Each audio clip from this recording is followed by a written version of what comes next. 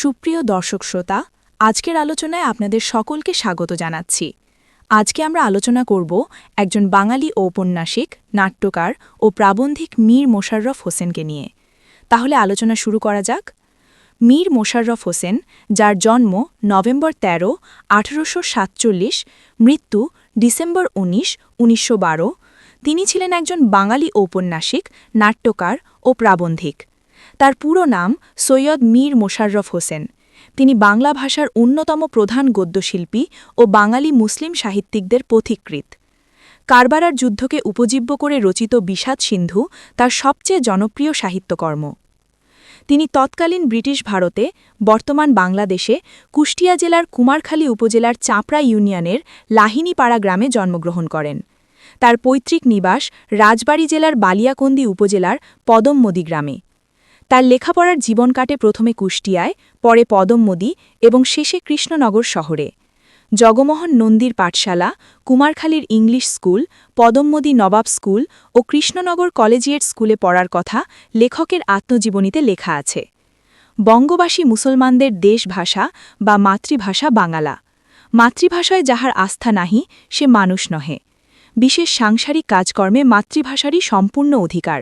মাতৃভাষায় অবহেলা করিয়া অন্য দুই ভাষায় বিখ্যাত পণ্ডিত হইলেও তাহার প্রতিপত্তি নাই।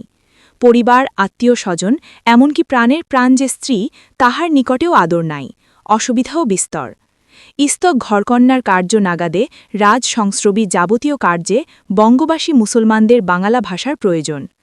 তার অপর সৃষ্টি বিষাদ সিন্ধু, মীর মোশাররফ হোসেন রচিত একটি মহাকাব্যিক উপন্যাস। বাংলা সাহিত্যের জনপ্রিয় ও প্রাচীনতম উপন্যাসগুলোর মধ্যে এটি অন্যতম। হিজরি ৬১ সালে সংঘটিত কারবালার যুদ্ধ ও এর পূর্বাপর ঘটনাবলী এই উপন্যাসের মূল উপজীব্য বিষয়। এটি যথাক্রমে ১৮৮৫, ১৮৮৭ এবং ১৮৯১ সালে ৩ ভাগে প্রকাশিত হয়। পরবর্তীতে সেগুলি এক খণ্ডে মুদ্রিত হয় ১৮৯১ সালে। বিষাদ সিন্ধু কাহিনী সংক্ষেপ। বিষাদ সিন্ধুর মূল বিষয়বস্তু হচ্ছে বিশ্ব নবীজির প্রিয় দৌহিত্র ইমাম হোসেনের মৃত্যুর জন্য দায়ী ঘটনাসমূহ। অবশ্য ইমাম হোসেনের মৃত্যুর ফলে যে সকল ঘটনা ঘটেছিল তারও বর্ণনা রয়েছে এ গ্রন্থে।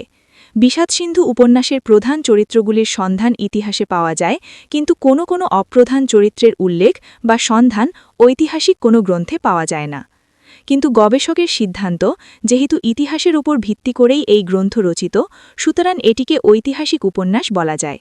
এতে একই সঙ্গে উপন্যাসের চরিত্রায়ন, মানব জীবনের দুঃখ যন্ত্রণা, হিংসা বিদ্বেষ ইত্যাদি যেমন চিত্রিত হয়েছে, তেমনি ইতিহাসের পটভূমিকায় সিংহাসন নিয়ে দ্বন্দ্ব, সংগ্রাম, রক্তপাত, হত্যাকাণ্ড ইত্যাদি বর্ণিত হয়েছে। ঐতিহাসিক উপন্যাস হলেও ইতিহাসের দিক থেকে এতে উল্লেখিত সকল ঘটনা নির্ভরযোগ্য নয়। এটি কাব্যিক শৈলীতে রচিত এবং এতে অনেক ড্রামাটিক পর্ব রয়েছে। এ সময় বাংলা উপন্যাস লেখার চল খুব বেশি ছিল না।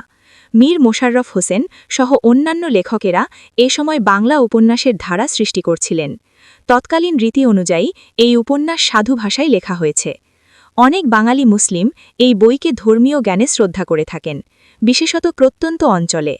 উল্লেখ্য, বিষাদ সিন্ধু ছাড়াও মীর মোশাররফ হোসেনের আরও অনেক লেখাও রয়েছে, তবে তার লেখা বিষাদ সিন্ধু সবচেয়ে জনপ্রিয় এবং উল্লেখযোগ্য। আজকের আলোচনা শোনার জন্য সকলকে ধন্যবাদ। আমাদের চ্যানেলটি লাইক ও ফলো করতে ভুলবেন না। আপনাদের অনুপ্রেরণায় আমরা নতুন নতুন ভিডিও তৈরি করব। সকলেই ভালো থাকবেন। আবারও ধন্যবাদ সকলকে।